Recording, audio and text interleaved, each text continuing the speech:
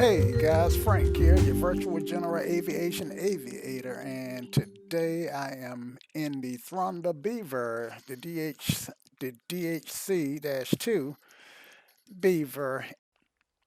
So this is the custom livery that I have developed for this aircraft. The tail number I think is 292 Tango Whiskey. Um, and we are at Churchill Falls. Got the film crew with me. We just landed and took a bathroom break. They have climbed back on board, and we are taking off, believe it or not, directly from the taxiway. We are on taxiway 13, and our plan is to fly to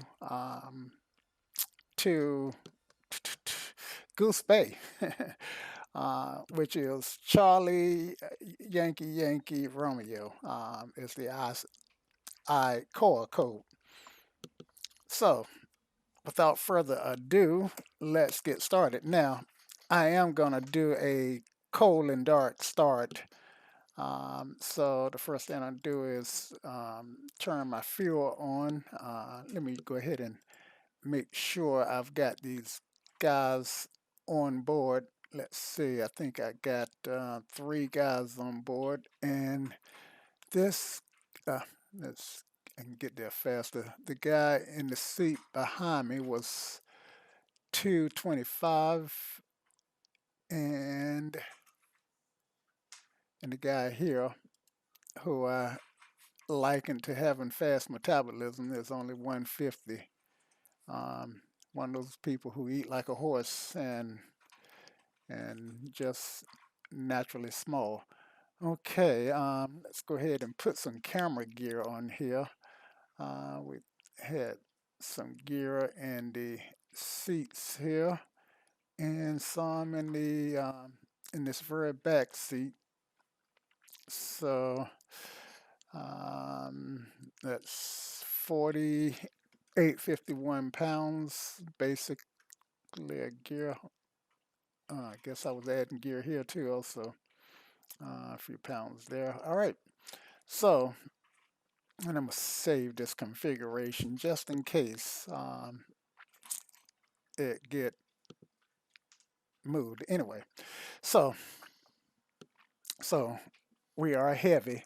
As you can see, I hope you notice that I got plenty of fuel on board.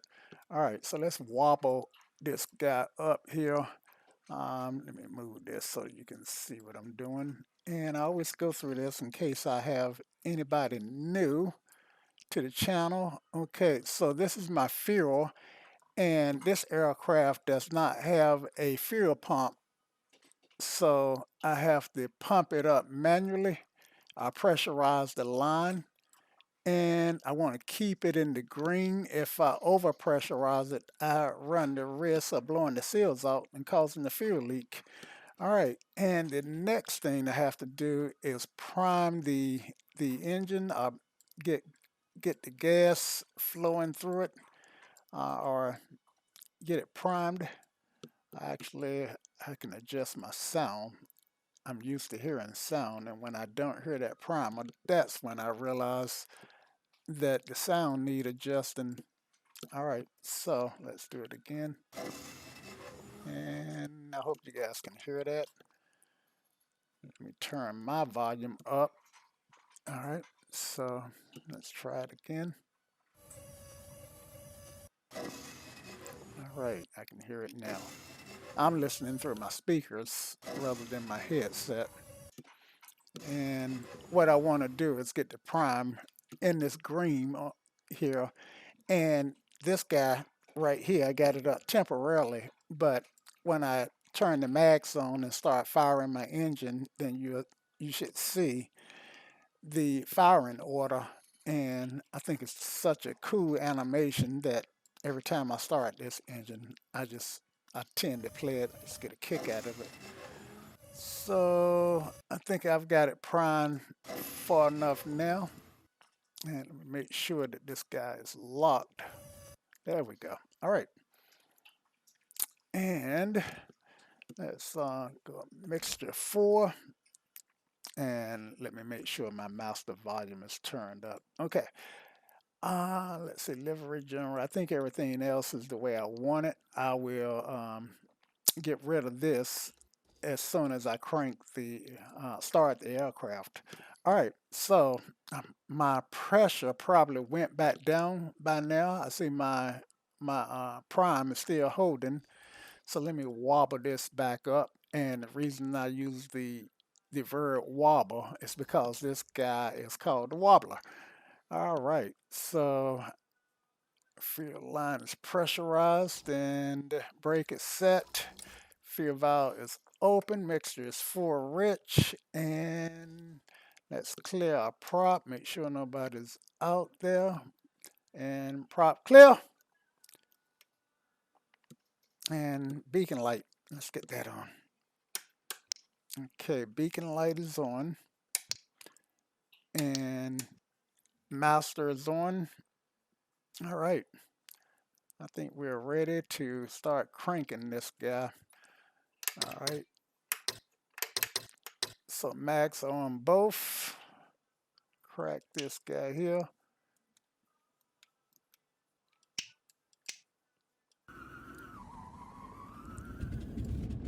Okay, very good. I got a good start. All right, I want to get the RPMs up to around 5 or 600 with this big radial engine. I don't want to crank it really. I don't want to race this engine. It's just not, until it gets up to operating temperature, that's just not good for it. All right, so we are done with this guy, so let's get rid of it. And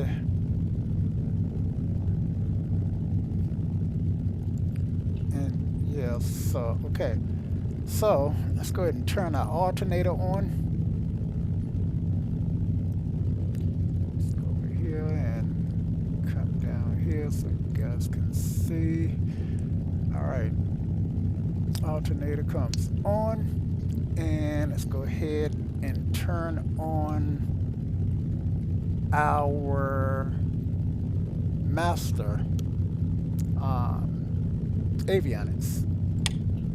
Okay, you see my GPS is coming alive, and I don't intend to really use GPSs on this flight, even though I have it. I flew in on the SMS Soulmate Sim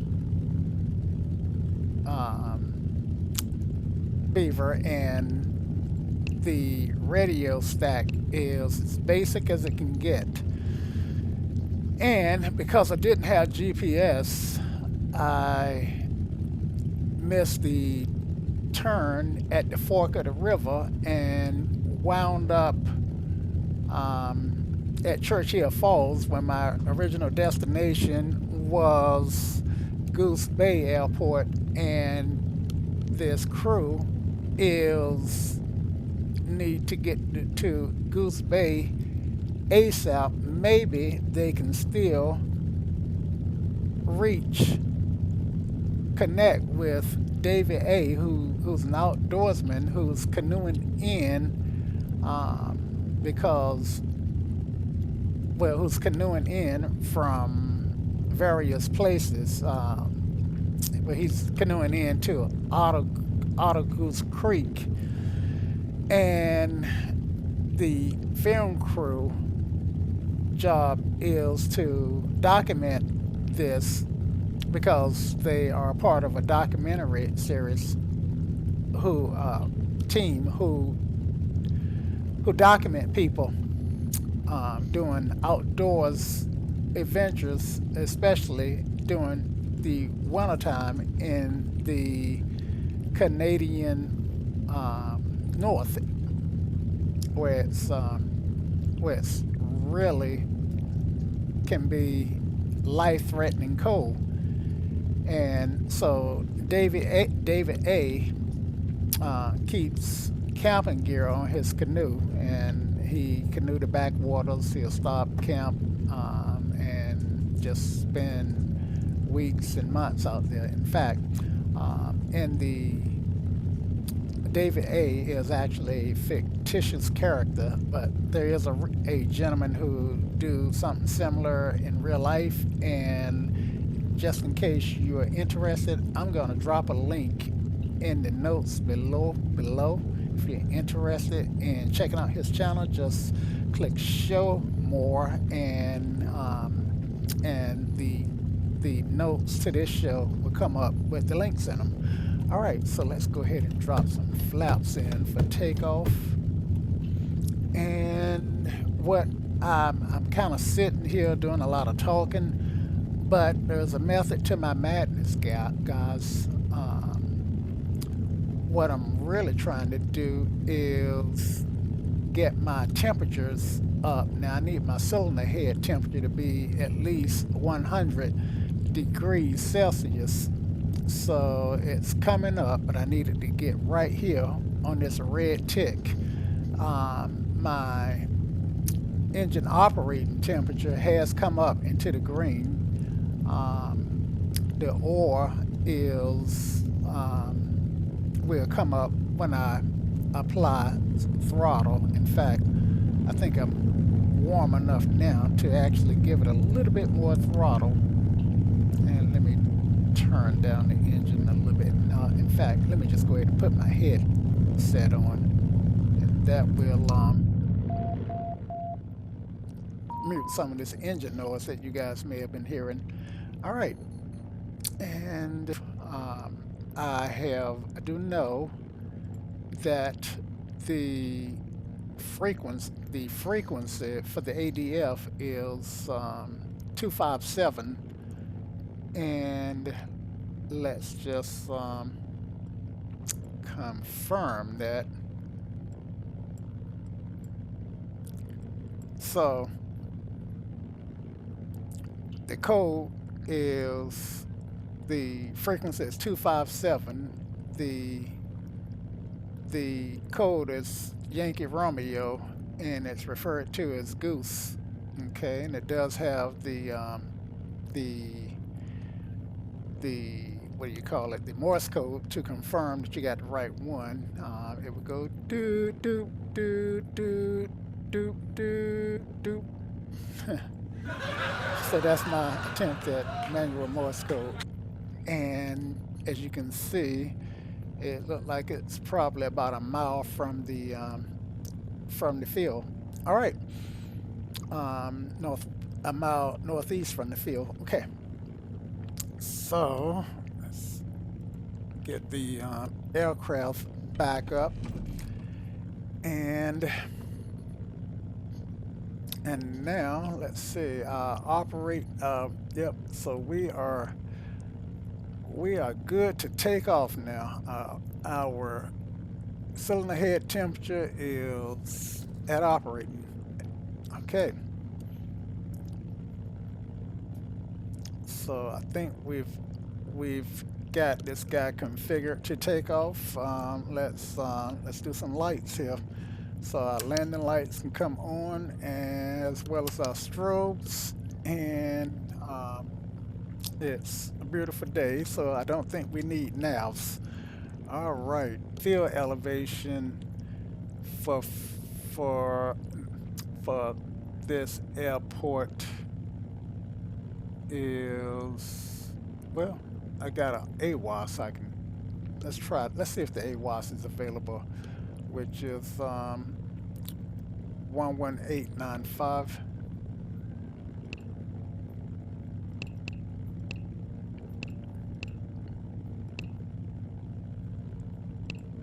Churchill Falls weather. Wind calm, visibility more than 10. Sky clear, temperature 11, dew point -15. Altimeter 2992. 2992. And let's get airborne. I can do the rest of the stuff in the air. All right, so let me pull it back. And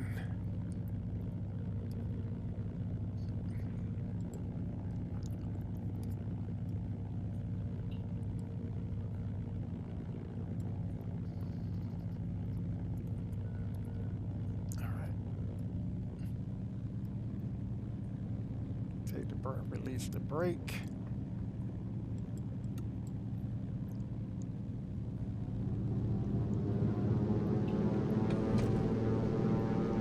Now, I've got a heavy load, and most of the weight is on my left side, so the airplane may want to yaw a little bit. The wheels up. All right. Nice takeoff here. Bring in a few of these flaps. And I want a heading of about 118. So let's dial that in here.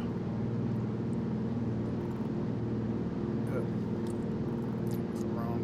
Okay. Let's say 118.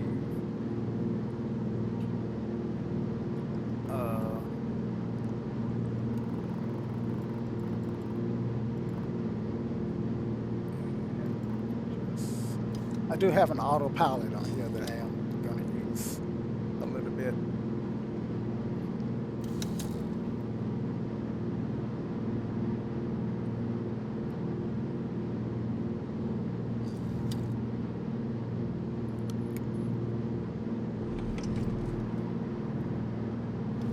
Okay, I'm at 2,500. That's my cruise. So I'm pulling this guy back to 30. I mean 20. And then this guy, the manifold, to 30 is what I want.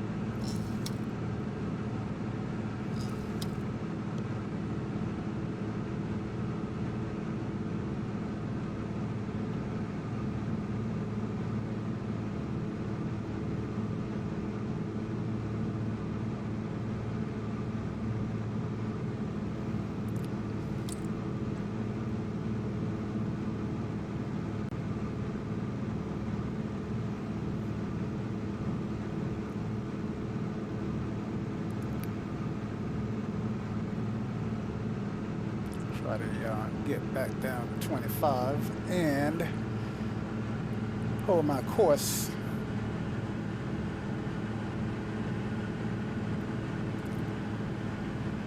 Okay, so I got 257 here.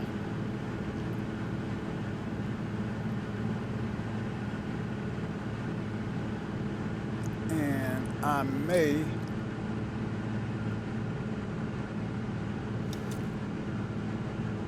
set the autopilot just to hold my altitude. To be honest with you guys, I've never used the ADF radio in this particular aircraft, so I'm hoping I don't get any surprises with it. And I'm not sure whether it's tied to this guy here. This OBS or this OBS here.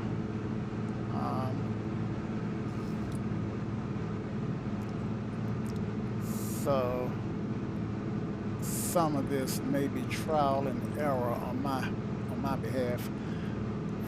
Okay, so 20 and 30 mixture.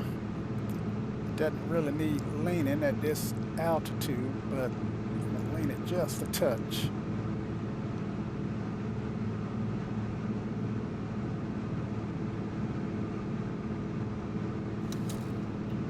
And looks like I'm in a slight slip.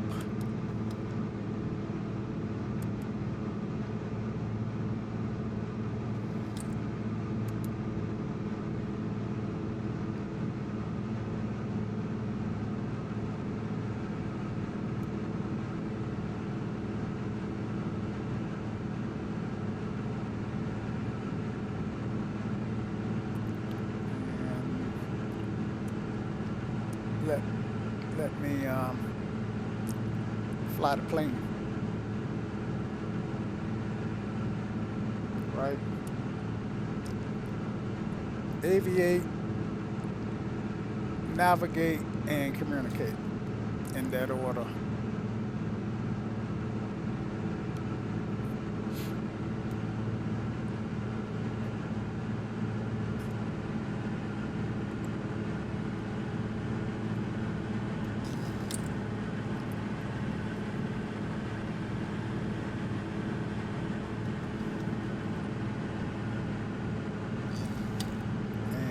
Sometimes it looks like I'm not doing a good job at any of it.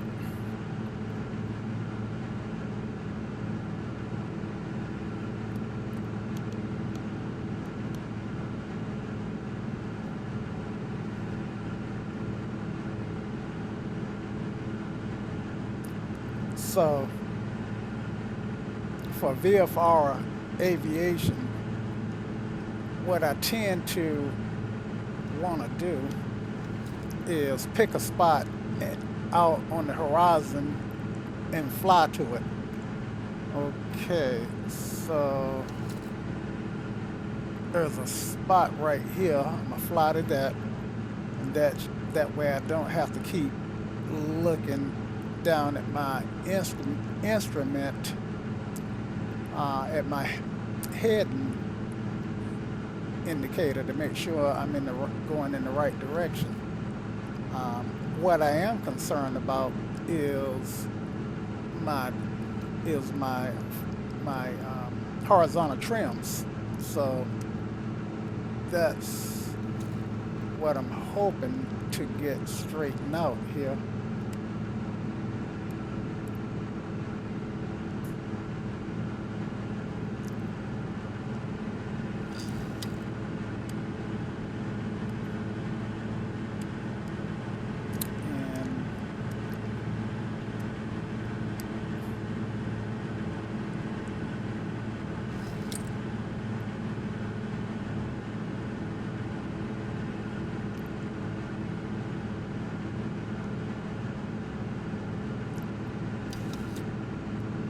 So I thought I was flying to this one. Maybe it was this one that I should be flying to, because I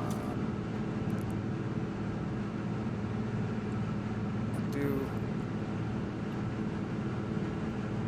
want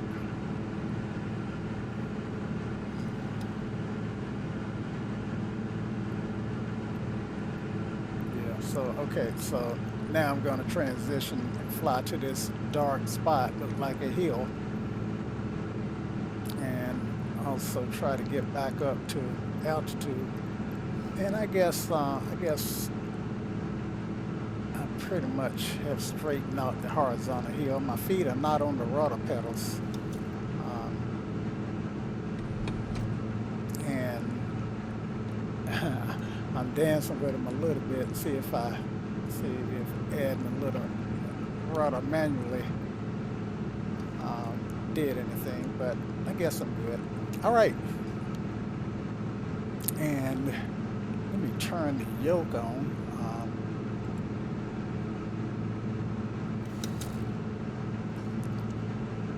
I guess that if I turn that on, you can get to see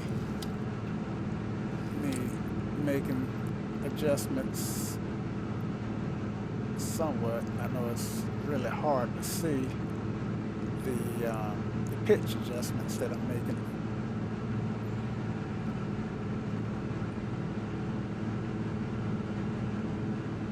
Okay, so with that said,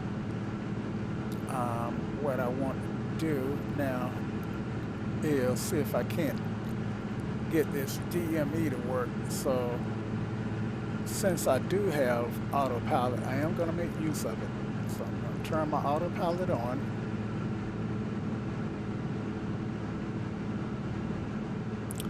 And I'm going to turn my heading on. And I got the Bravo yoke,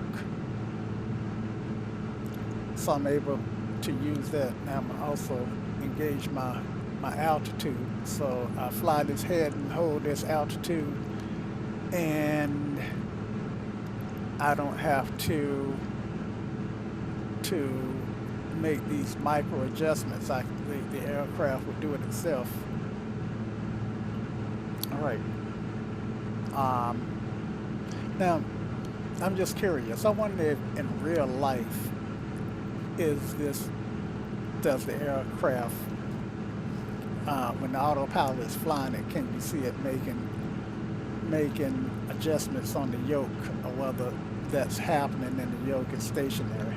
I just wonder, because I know some aircraft, you can see the yoke. I actually do have in some flaps, so I can take those out and build up some extra speed.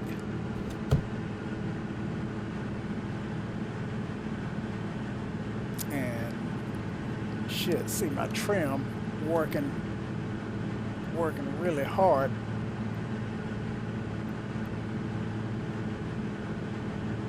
Well, I thought you would see it.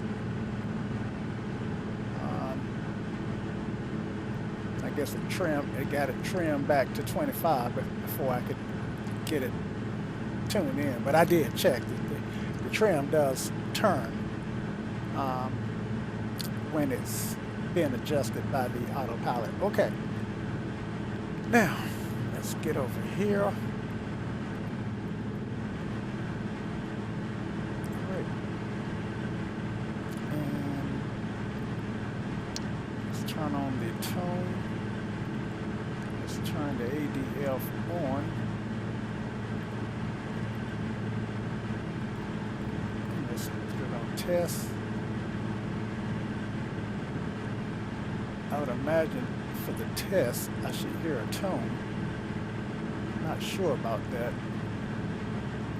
But I'm going to go back to ADF and see if I get anything here on the DME. Let me go to the DME.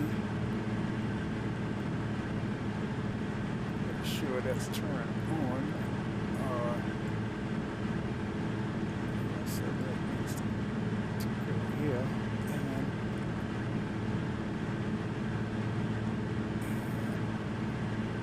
let's see.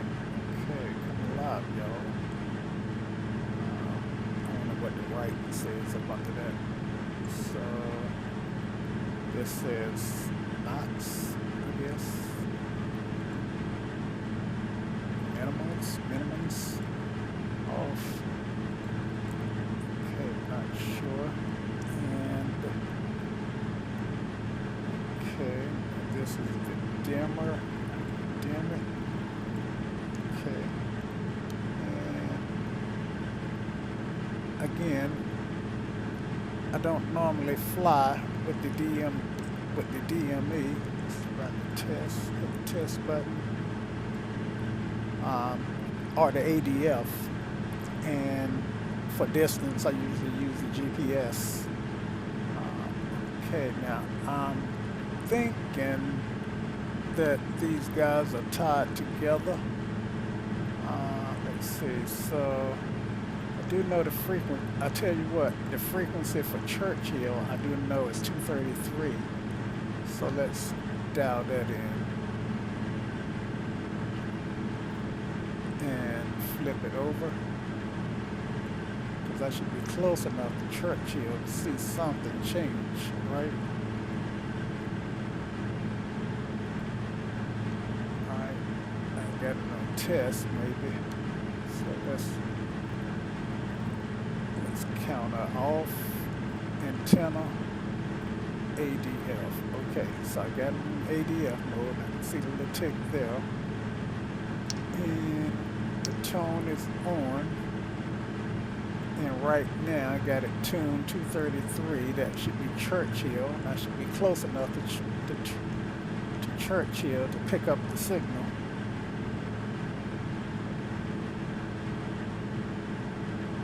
And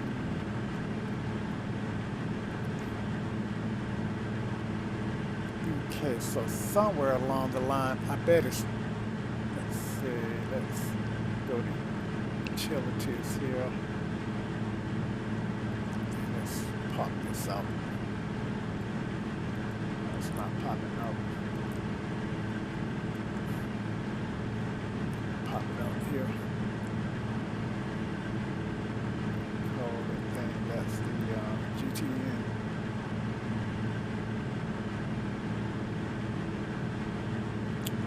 Pop out one more.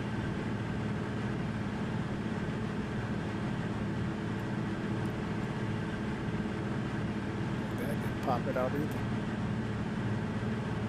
Alright, so I guess we won't pop it out, but we can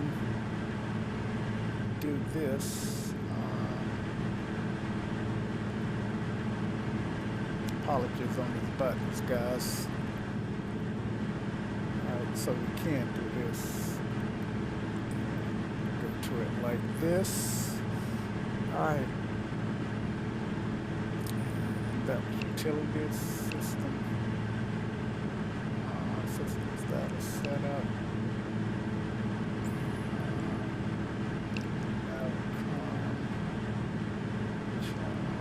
See, I don't know what I'm doing. So I want to act like I do, but I don't. So let's just get out of here. And that was set up. I did set up and external LRUs. Don't know what an LRU is. Some sort of unit. Okay. So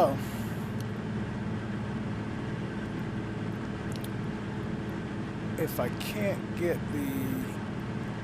this to work,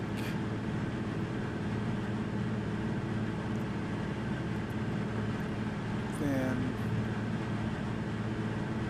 I guess I won't be able to use it. And turn up the gain, which I'm sure that it's not going to make any difference.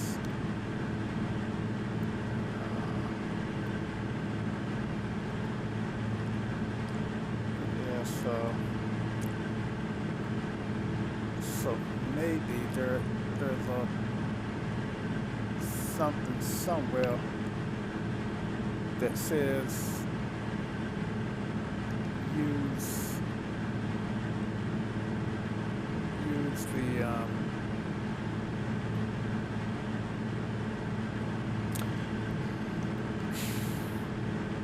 let's see.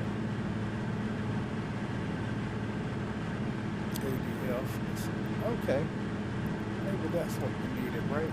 Okay, maybe we're getting there. But this is just for testing for the tone.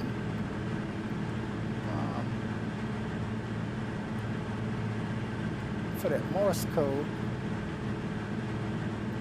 And if it was tuned to ADF, I should be hearing that Morse, get it out, that Morse,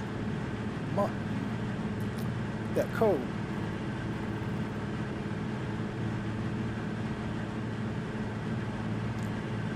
This stack here does not have an ADF built into it.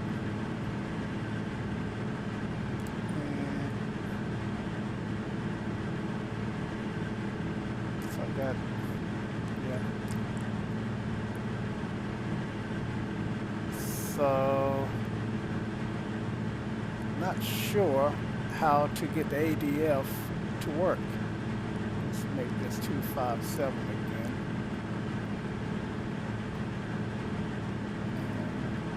And flip it back. Alright, so let's see if I can't get the GPS to fly to tune to the ADF. Let's go to flight plan. And let's add the, let's bring up the destination, Goose Bay. Alright. Enter. And let's go try waypoint information. Info.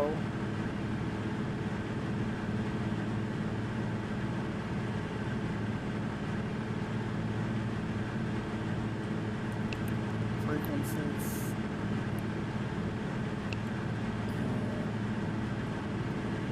Find. Search. Wow, there we go. That's what I want. Goose. Okay. Getting somewhere. Frequency 257, which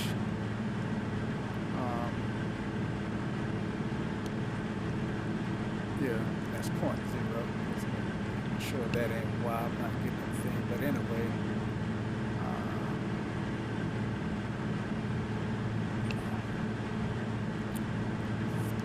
try this again. Did I hit to get that? That waypoint. Find it. 257. The course is 115. Alright, so now can I do a direct to? Let's go direct to. Waypoint. Alright, activate. Alright, so I didn't want to. I didn't want to use a map, but let's take the map up now. This is working, and 110, is that my speed?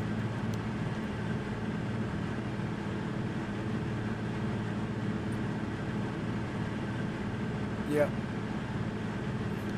This is my speed in knots, 110. 97 nautical miles from there. And let's just check the speed. Slow down and see. Yep. So that was definitely the speed. Alright, let's get this back, set back to 30. The manifold pressure. Alright. And it sucks that I can't get this to work. I might check in with the developer. Just wish I had a way to communicate with them without using explain.org. It's a long story with explain.org, but I can't. Every time I post, all my posts have going forward have to be approved by a moderator, simply because I was in a forum and I was saying that explain.org could do a better job with user ratings in the store so that users could better figure out which aircraft which developers are produce sloppy work or incomplete work. And I think sloppy and incomplete, let's see, what term did I use?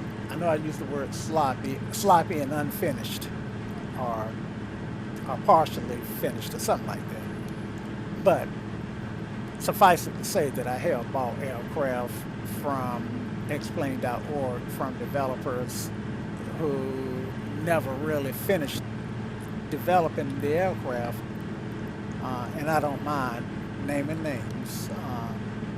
I bought the Carbon Cub from Big Tower Production, and it was not finished, and he stopped supporting it on the website. And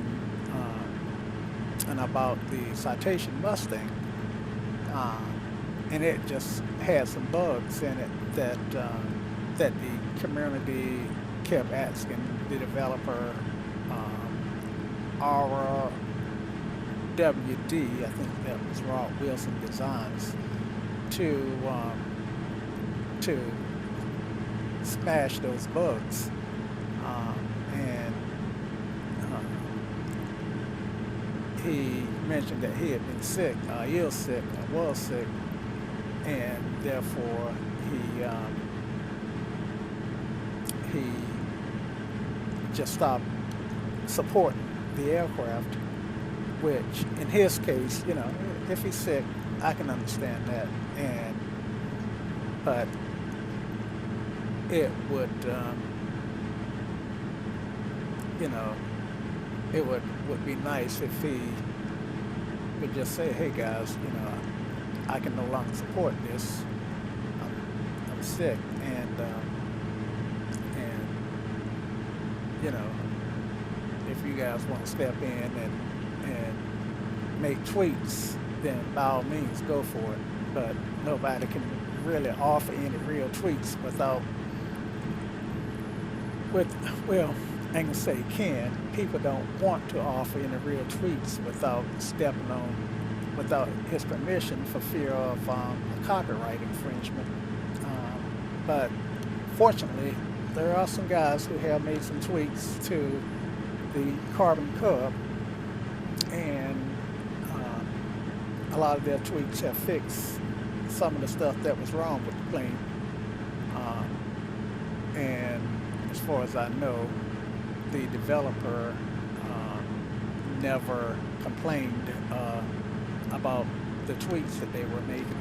Of course, they didn't make any tweets where you can get the aircraft free, so you still would have to buy the aircraft. But you know, the problem with that, and this is the point that I was making in the forum before I got sanctioned, is that when people, you know, if one of you guys were to buy either one of those aircraft right now, you would pay full price, and unless you know how to peruse the forums to see what kind of support is available, you would think you were buying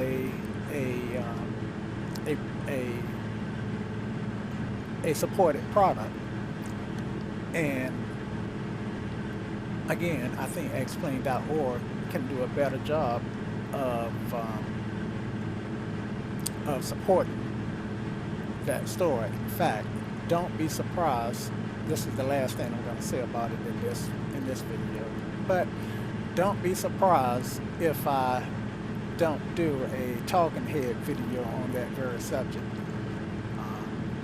because it's really something that I'm passionate about after being banned. Anyway, enough said. All right. So I can tell that trim is working. Look at my this angle of attack indicator. So when I see this yellow light here go on, I wonder if I see the trim light there go on. I guess we can force it to go on. Let's put some back pressure on the yoke. Okay, so I got trim out here, right? So, and you should see this guy. Yeah, so you can see it turning. I know it's hard to see it turning, but you should be able to see it turning now. So I love when the developers actually model the animations. Let's check our gas on our front fuel tank. Okay, let's see where we are. Okay, so in real life, I probably would look at my watch, time it for another 5 minutes, and then turn to my real tank. But what I'm actually going to do is let that tank run dry, and the engine will die. One thing about these radio engines is the windmilling the windmilling effect of the prop will cause it to fire right back up as soon as I change tanks. Okay. In fact, these big radio engines, they used to crank them by getting somebody out there to spin that prop manually. Um, those early, sorry, those some of those early WW1, late WW1 radio engine aircraft. You see the pilots out there spinning the prop. Of course, they hadn't developed reliable starters, or the engines were so weak that it was just hard to carry a starter. I do have fuel in the wing tanks, and I think the way this system worked for gas on the Beaver with the wing tank, with the outside wing tanks.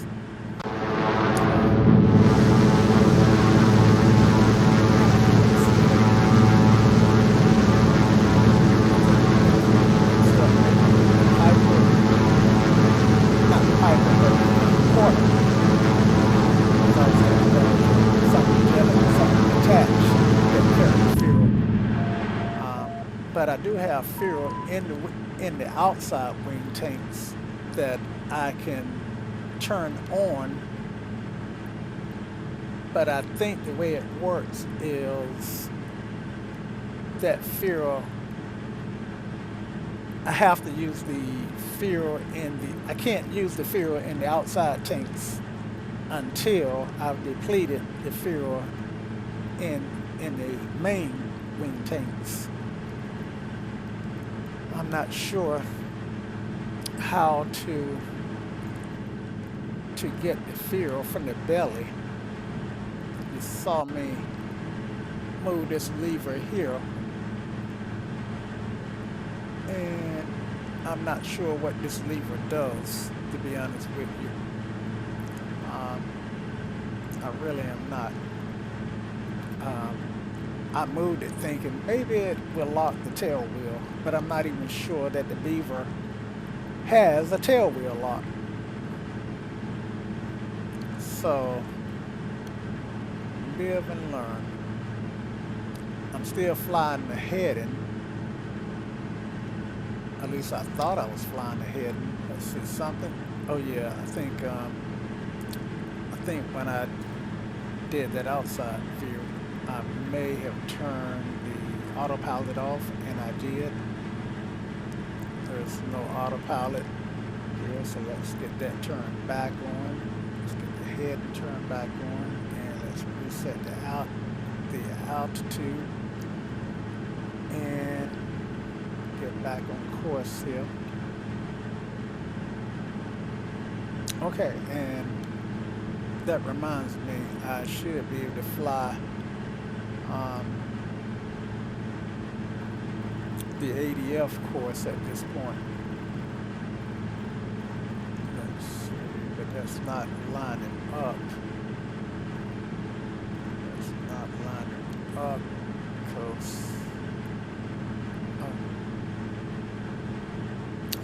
I'm not sure. I guess the GPS is flying a direct path to the ADF, so it's not using any ADS radios. It's actually using GPS navigation if I were to switch to nav, which turn the nav on and go ahead and switch it to nav.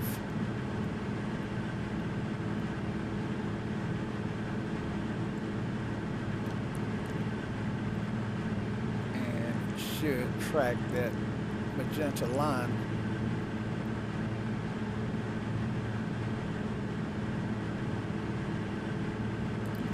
See,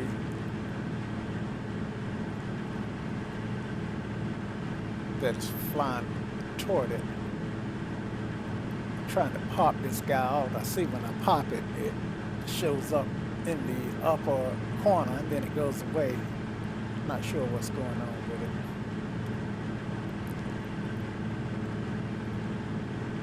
But I can tell you doing that just tore up my frames. Look at my frames are down to 11. All right. I must have just turned it back off because now it's back up to 38. Go figure. So until I get that figured out, I will not be popping out the GPS. And since I'm on autopilot, I don't really need. Okay, so there is my what do you call it? My fuel.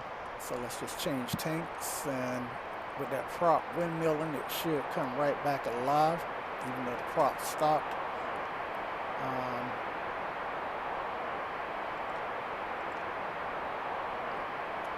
I guess I waited too late and let the prop stop.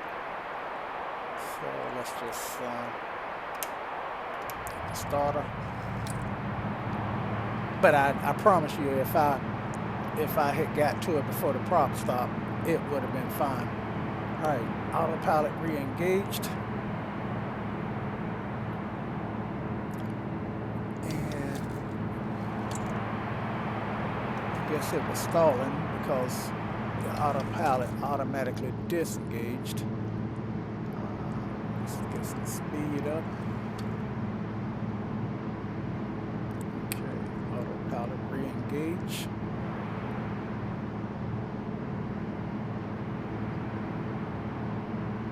And hopefully it remembered what my cruise altitude was. We hit out to engage it.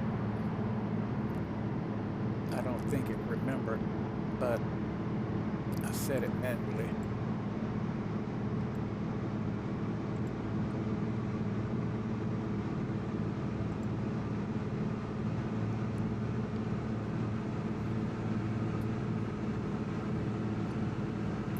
Beautiful day in Canada.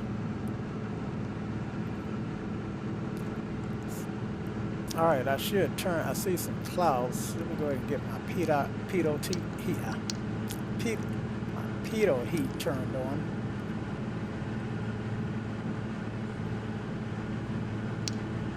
Okay.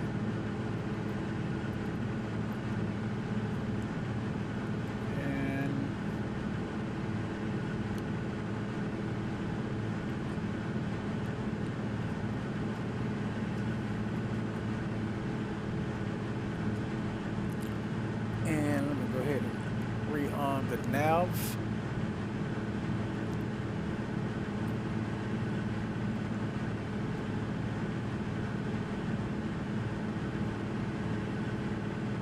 And let's see what happens.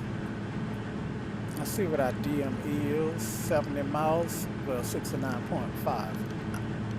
I've got a tendency to just round, so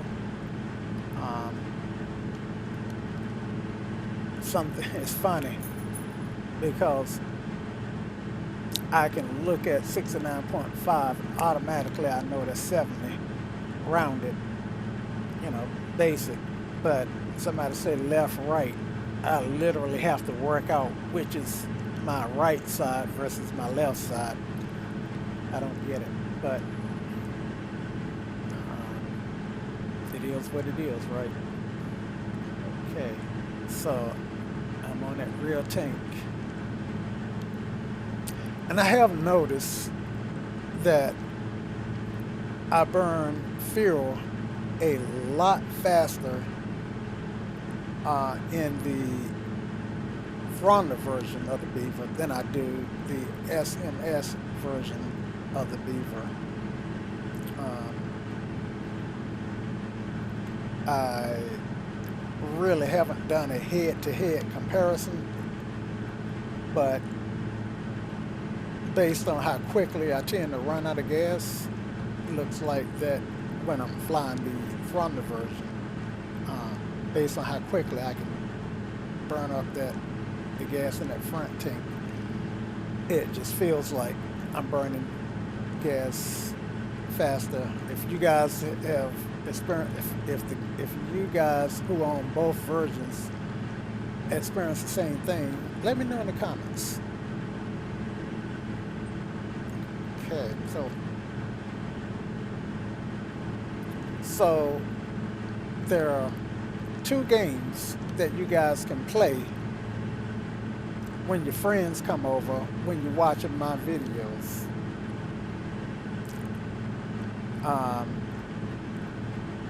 To see who gets drunk quicker. Game number one is every time you hear me say go ahead, which is often pronounced gore, go ahead, go ahead, yeah, not gore, but go ahead rather than go ahead. But every time you hear me say go ahead or go ahead, then that means take a drink. And the other way is every time you hear me say so or and, take a drink. I'm been working trying to limit the number of times I say because I've got some videos where I've said it enough times to annoy my own self. I am within 30 miles of this. No, I'm not. It says 63 nautical miles, but this outer ring this outer ring in the United States generally is a 30-mile radius from the airport. 30 miles from the airport. Once you get to it, maybe it's different in Canada. I don't know. But hey, anyway, and I almost said so.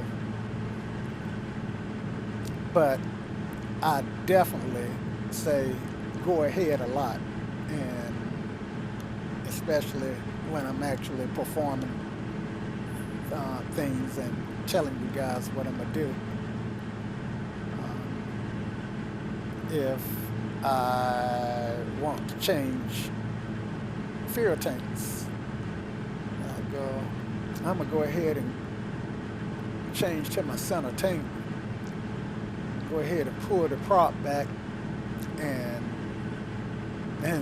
then the arms, not the arms, but the ends. I tell you, if y'all did all four, go ahead, and so, then you guys will get drunk quick. I don't drink, but if you decide that you want to make a game out of it, then hey, go for it. Especially if you got some aviation buddies who also enjoy watching videos. Invite them over. Say, I'm going to watch one of VirtualGAa Aviation's videos, one of Frank's videos with you guys with this 6-pack, 12-pack case of beer and or whatever spirits that you want crossing your tongue.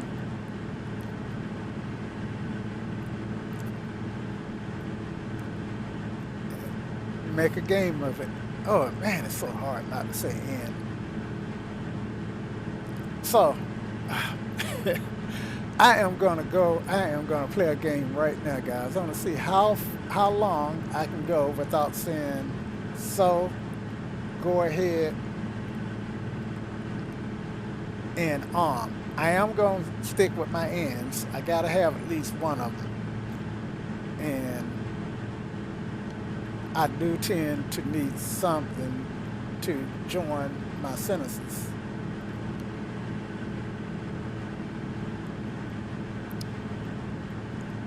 So, yeah, so again, by the time uh, turn off my autopilot, let's get that back going. And nav. And once I get the nav set up, I am going to change the heading. You know, I am gonna. Once I get nav set up, I'll change the heading to the track that nav is set to.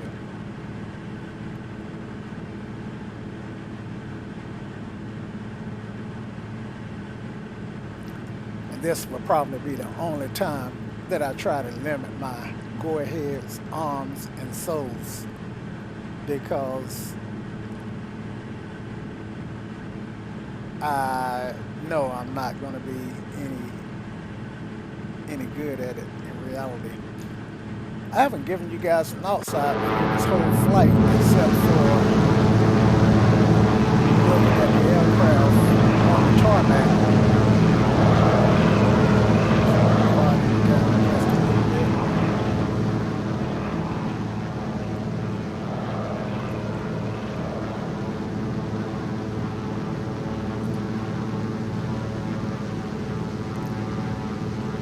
Now I got to think about starting the sentence without the word so.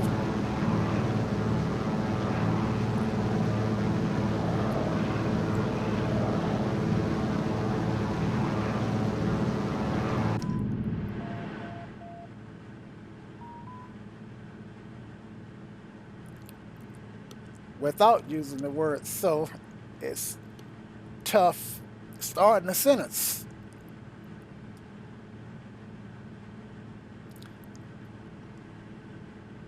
What I want to do now is see what my distance is and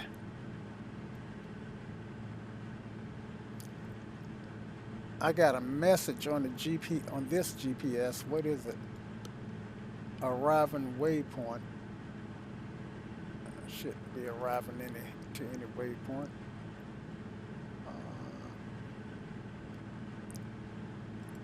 I'll tell you what we'll do.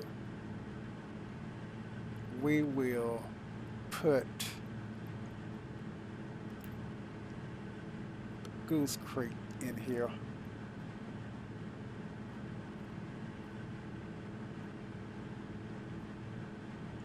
Now, I am spending all of this time doing just enjoying the flight and doing stuff that doesn't really making a difference in the outcome of the flight. See, what is Goose Creek? CYYR. I think that's what it was. And what I need to be doing is pulling up the chart and determining how I'm going to come in to Goose Bay.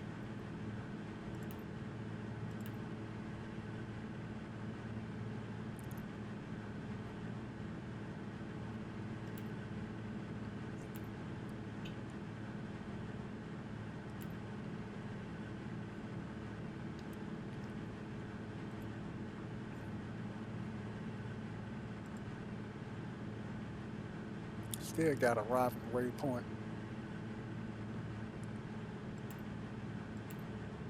Oh well, I can live with that.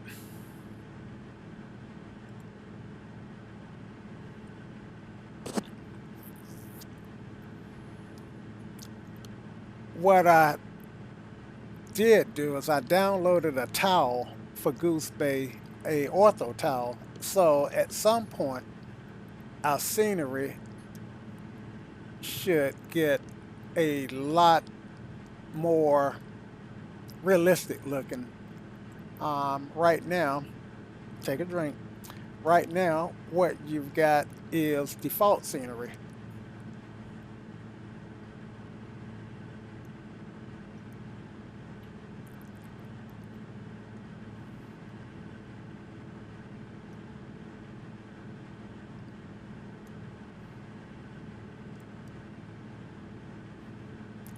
Everything is in the green.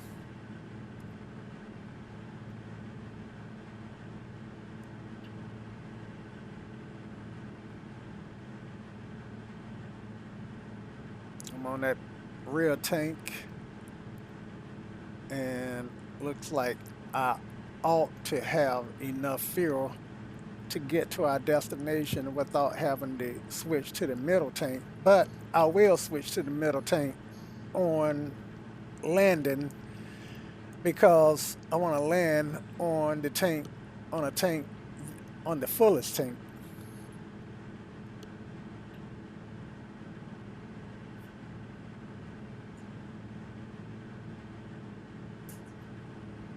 You guys saw when I added the the angle of attack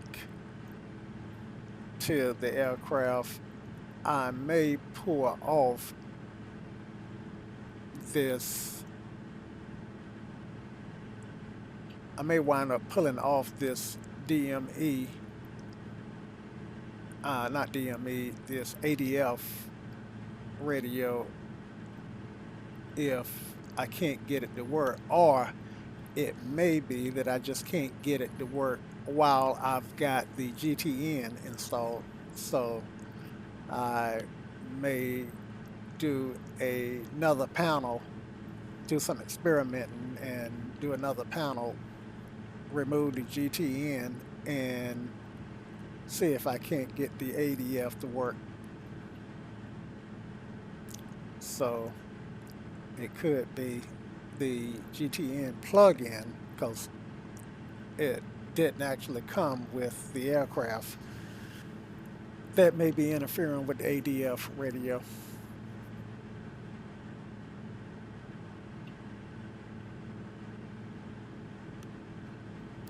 So what do we have in here?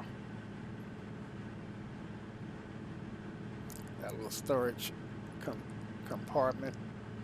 Ah, but it's empty. Get somebody to put something in it.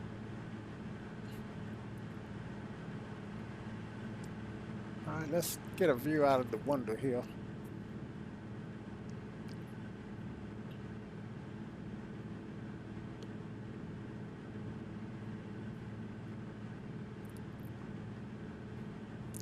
So the backcountry of Canada,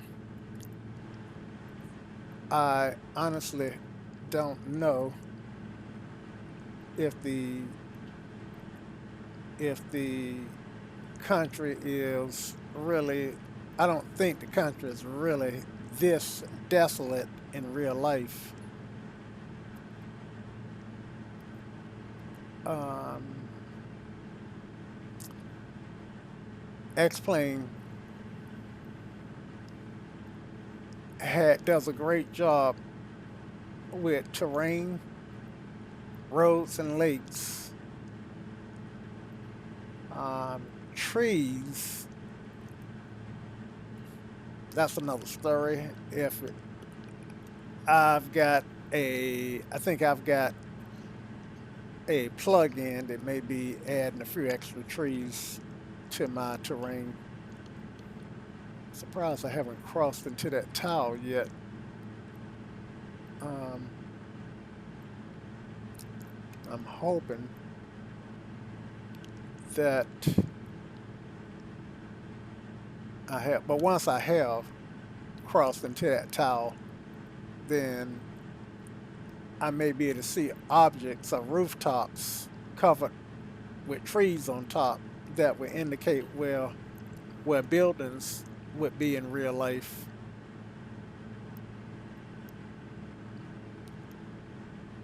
But usually crossing into that tile Well, I'm so close to the airport that have had to cross into that tower. In fact, I think I can actually see the airport now. Um, 36 nautical miles. Now I can't see 36 nautical miles ahead. I was seeing that, and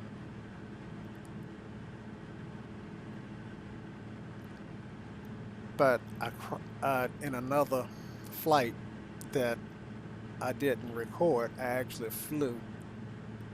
I actually checked to make sure that that tower was actually alive or working, and it was. Got some clouds building in up there. So I am so looking, guys, to the next version of X-Plane. I, I, as you guys know, I really have not come on board with Microsoft Flight Simulator yet. Um, I'm expecting X-Plane, the next generation of X-Plane, to be awesome.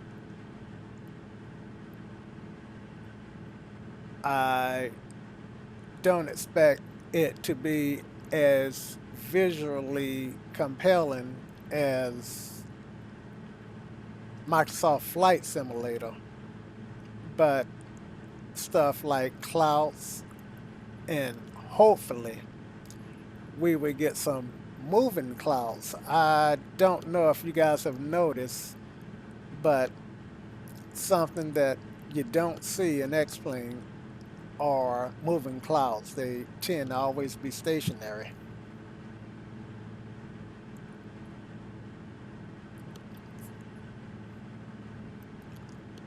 So 32 miles out. Let's go ahead and go ahead.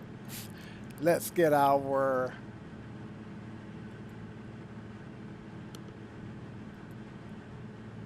let's get our what am I trying to say? I want to say something. I want to pull up the I want to pop the GPS out, but it won't pop out. So um,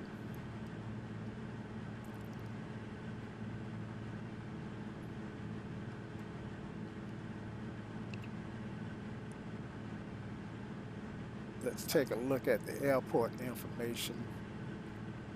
Um, let's go to nearest airport.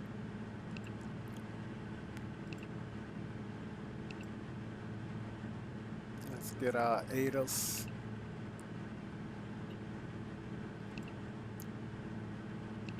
Goose Bay information Foxtrot. Foxtrot. 1500 Zulu weather. Wind 290 at 9. Visibility more than 10. Sky conditions 5500 view. Temperature -14. Dew point -21. Altimeter 2991.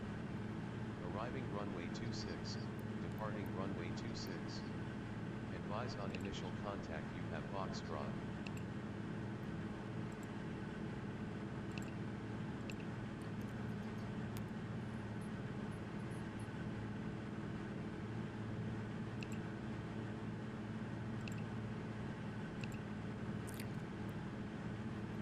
Two six. Foxtrot 2991 winds 290 at 9.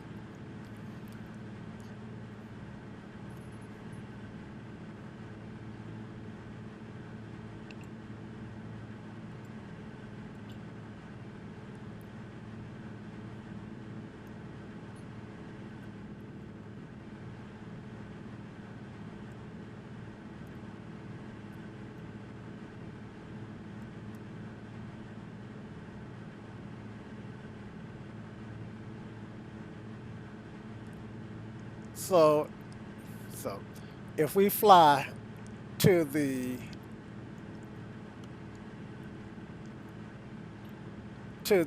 ADF, the the ADF station, then why, why does that sound wrong? ADF station. Anyway, if we fly there and turn around there and make our approach from there, then that will put us directly on 26. And also, what kind of entry are we going to have?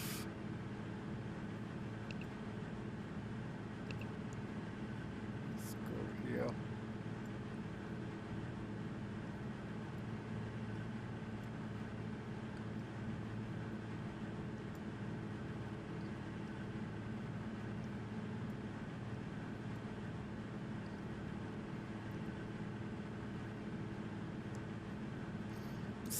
So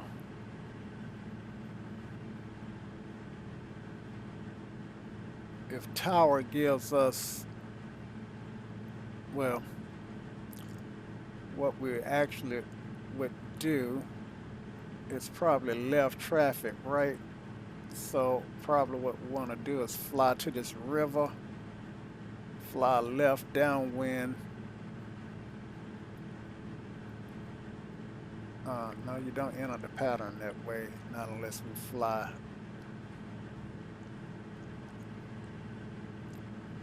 Let's see where are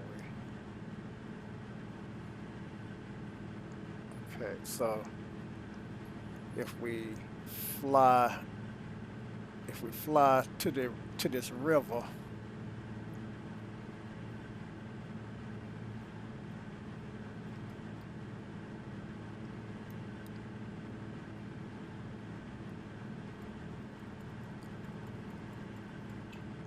one thing that's confusing on this plane that you gotta remember is that the heading on most every aircraft I fly is on the right side here, but it's on the left on this aircraft.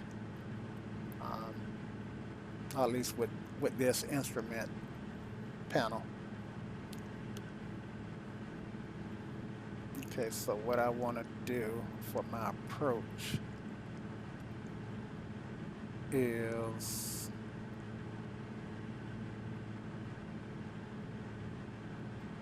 stay just inside these hills. So I'm going to take the river. I want to follow this river to the let's see, north is not up yet. Zoom in to get north up. I guess north is up. That's north up.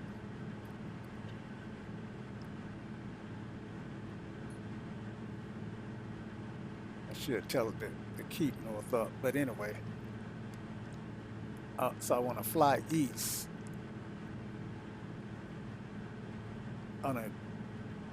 Once I get to this river, I want to turn to the east and follow this river in past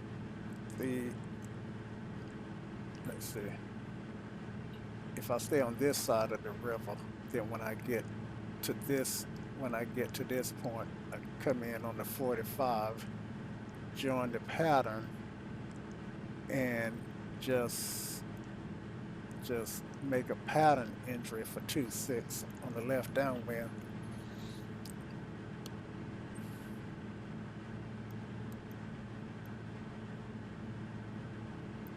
So that's the plan.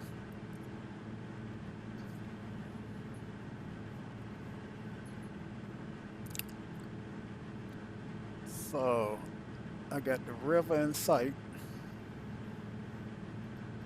and I am gonna, there it is again, I am switching, well, I don't know how else to say it, because like I say, I'm planning too, but that's just word substitution.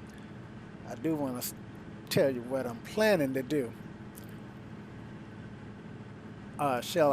Is it more grammatical correct to just say I am switching to uh, switching off the autopilot?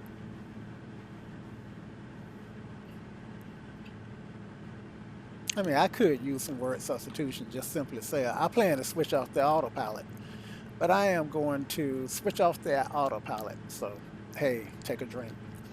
All right,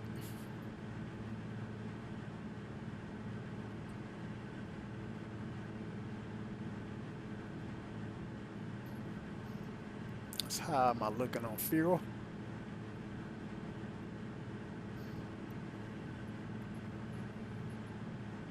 Okay, I'm gonna go.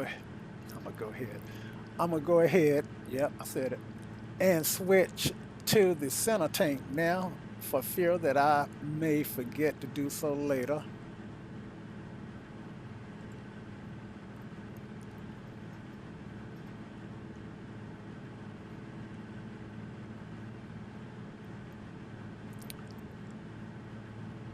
And if I was smart, I would have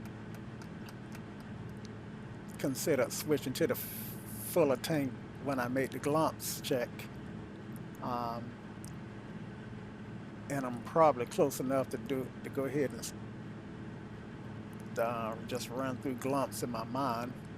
Gas lights, undercarriage, mixture props, seat belts, systems.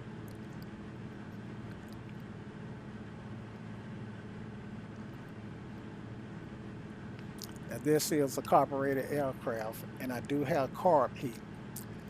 The way carb heat work on the Beaver is you apply it during approach uh, to make sure that all the ice is melted. Okay, the aircraft is mine. And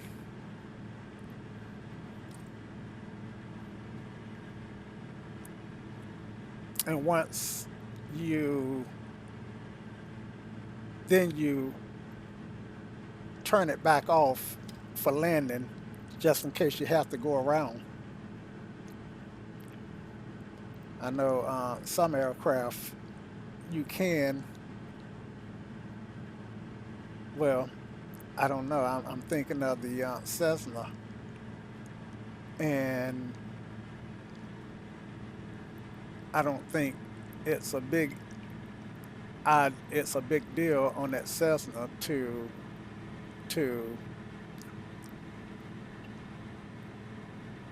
take off on a touch and go with the carb heat still on. Um, of course, you should turn it off, but the Cessna is so forgiving.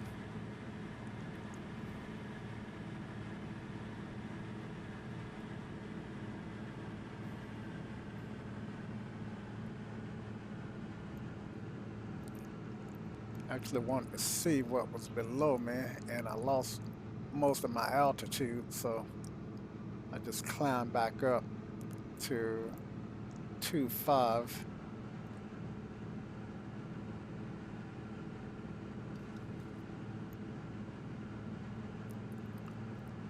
And like I said, I want to stay on this side of the river.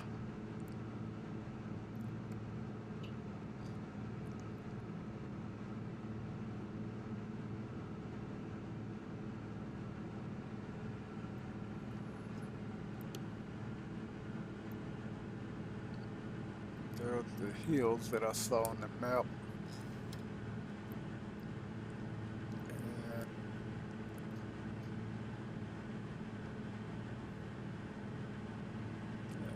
I'm not going to make any radio calls. Okay, so you can see what difference, well, maybe you can see some of the differences the towels have made. Um, this is the towel. See how the um, the the shorelines doesn't have any sharp edges in it, and like I'm pretty sure that would be a building.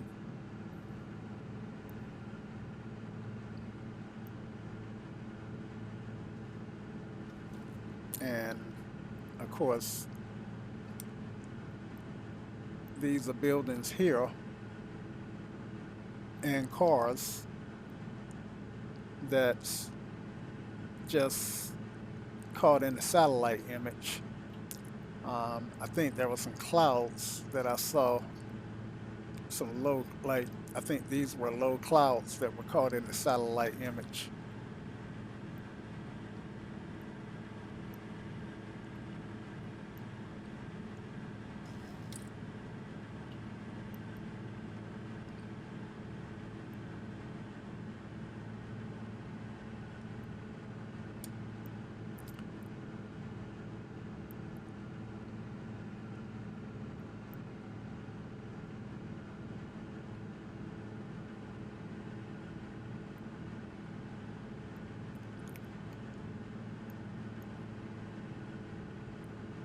And so since these are satellite images, you can see how forested this area really is.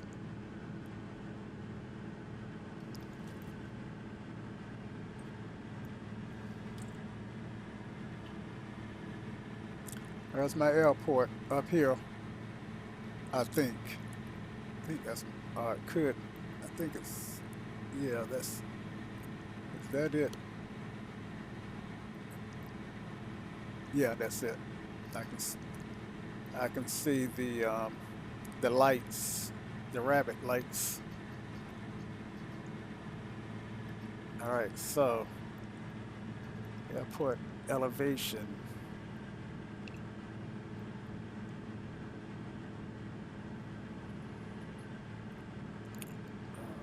Shoot, I don't remember what the elevation is. There's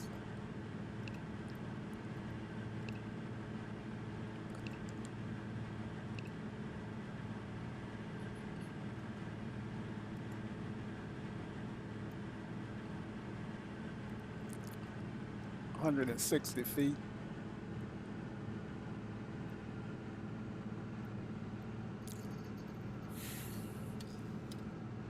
So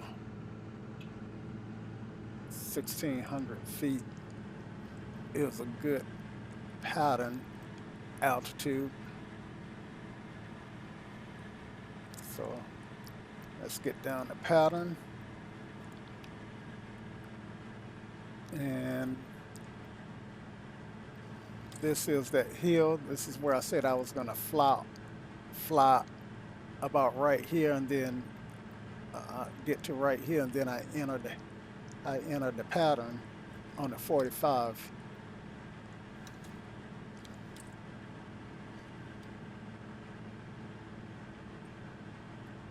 All right, glumps.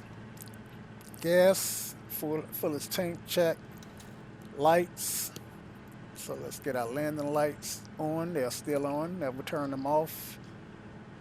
Strobes are on. And let's go ahead and turn our navs on. Don't really need them, but it doesn't hurt. And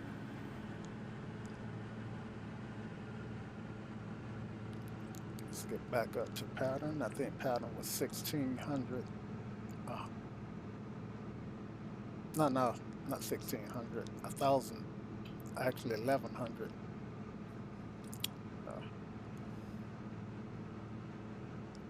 Okay. And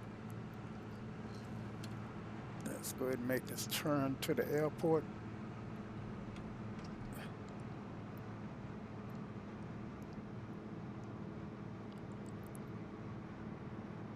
Actually, I need to find the airport because I'm making a turn to the airport, and honestly, I don't even know where the airport is at. Where are you? I didn't go that far past you. Shoot.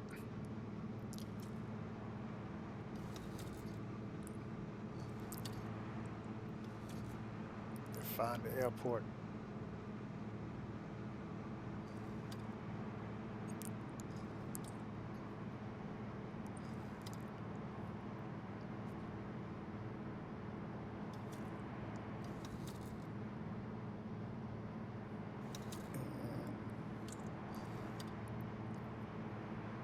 I don't think I would have this problem keeping this much of a problem keeping my eye on the airport in real life, but I definitely lost it. Actually, I got this GPS. Why not use it?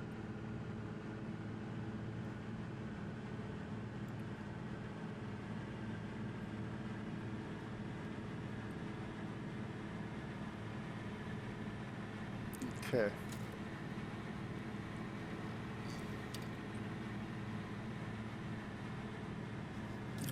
The airport should be off my nose. Yeah, I see it now. All right, and that's my yeah. So this is the runway that I want to do the downwind to. All right, so I did a 360, but I do need to get back up to altitude. Oh, no, no, no, no. I keep thinking that the pattern is 16 and actually need 11. Actually, yeah, I can do 12. 12 is a good number.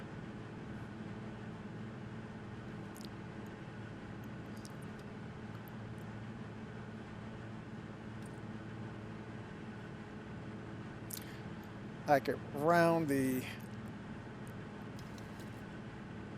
well, 11, let's see, um, 1160 would be technically 1,000 feet.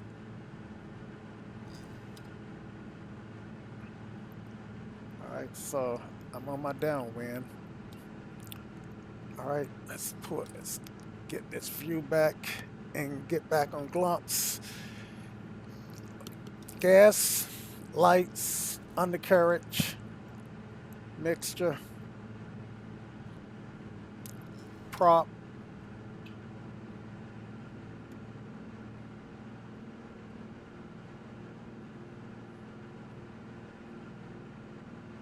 and some flaps, and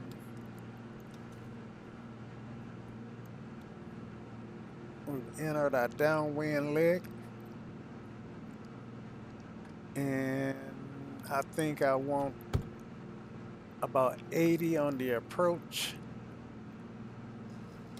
I can actually keep my speed up on downwind here until I get till I call mid fill. Then I configure for a beam.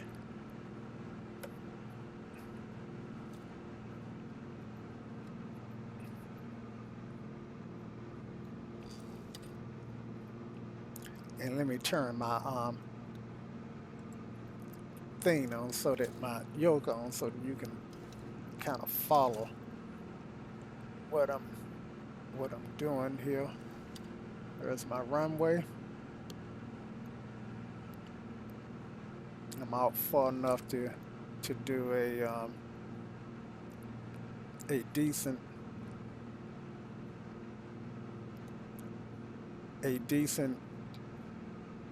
base turn.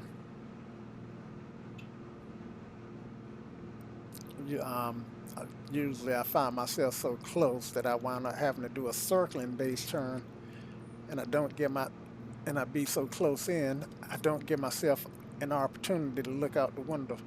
Okay, so I'm a beam. All right.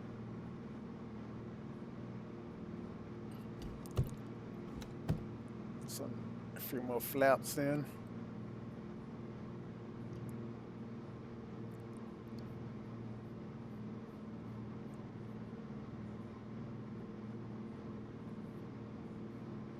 And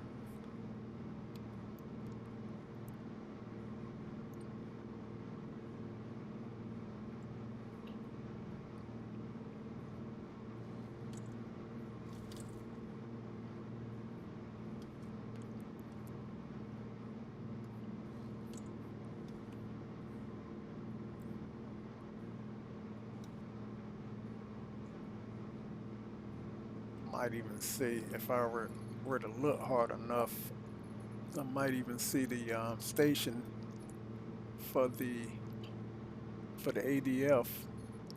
Wonder if that's it down there somewhere. That might be, well, can't really tell. All right, so let's go ahead and turn base.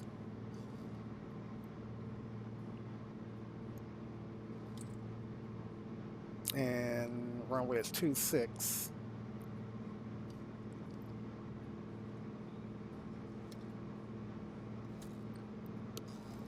All right. So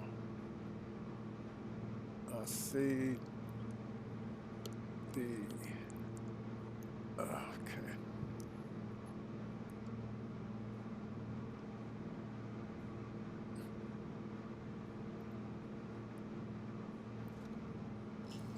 So I'm thinking that this is the runway here.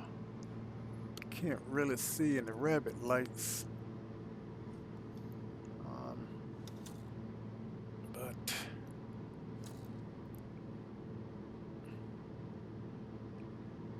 speed look good.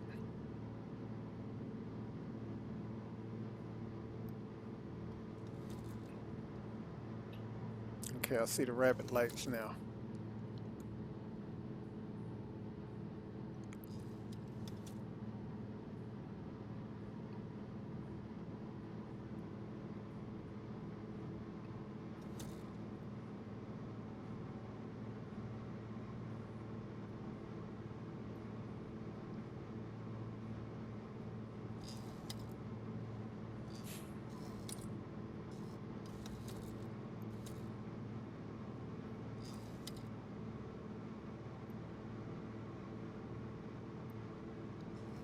Don't want to get too low.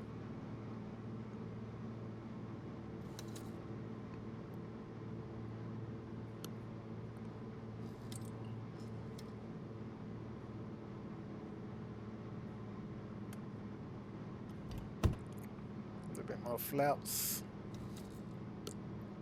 Get lined up here.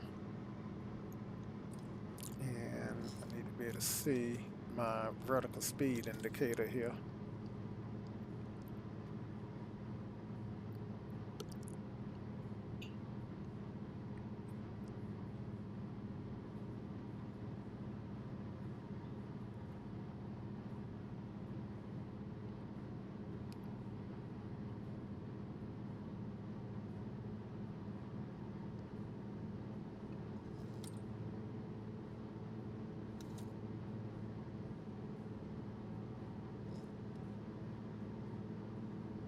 Clear to land.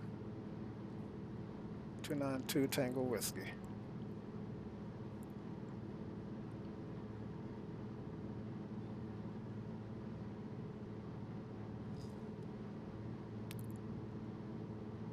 Now, if I can just settle down without ground looping. All right. 4 flaps.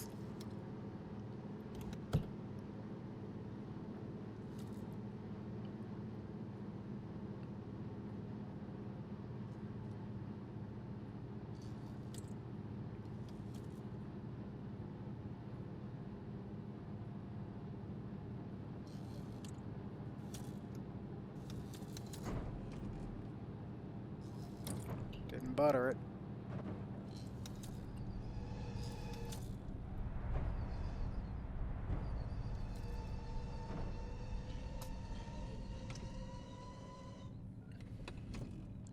And it didn't ground loop. Cool beans.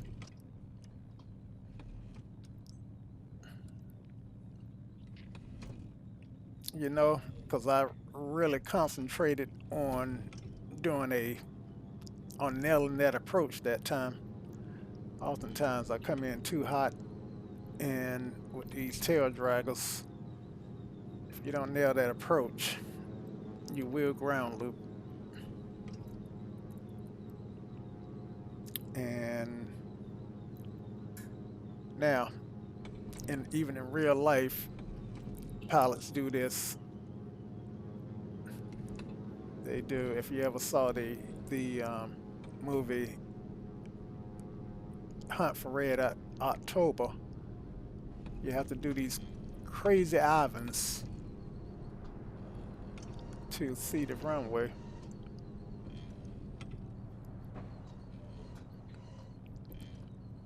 I don't want to nose over. All right. So I'm on the ground. Okay, film crew. You guys are finally here. Let's get this bad boy cleaned up. And I am not going to worry about trying to set the trim because, oh yeah, I can. There we go. Nose up. All right. I got nose up. Should it be set to 0 for takeoff? Yep. There we go. All right. And strobes can come off, nav lights come off, and landing lights stay on because it doubles for taxi. And we will go over here to these hangars.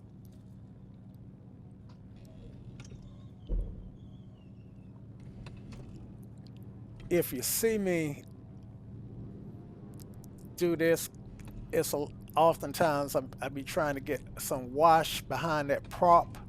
I mean, but behind that tail rudder to give me some directional control. All right, so let's imagine that their ride to Goose Otter Goose Creek is there. I could have flown them directly to Otter Goose Creek, but I didn't fly the seaplane, the float version, the amphibious version of this aircraft. All right, brakes.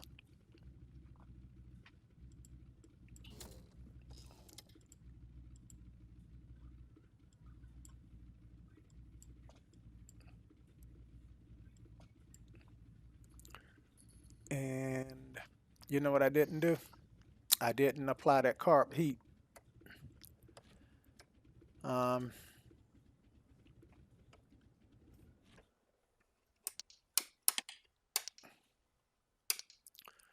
Didn't apply carb heat.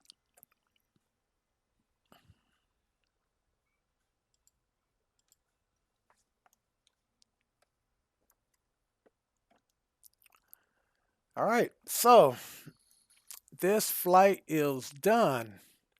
Guys, I hope you enjoyed it. And we got a game that you can use now. In fact, if you start one of my videos from the beginning, by the end of it, you ought to be drunk. I mean, somebody might need to carry you to the bed. All right, so I enjoyed it. Y'all come back. You hear? Y'all come back now. Here.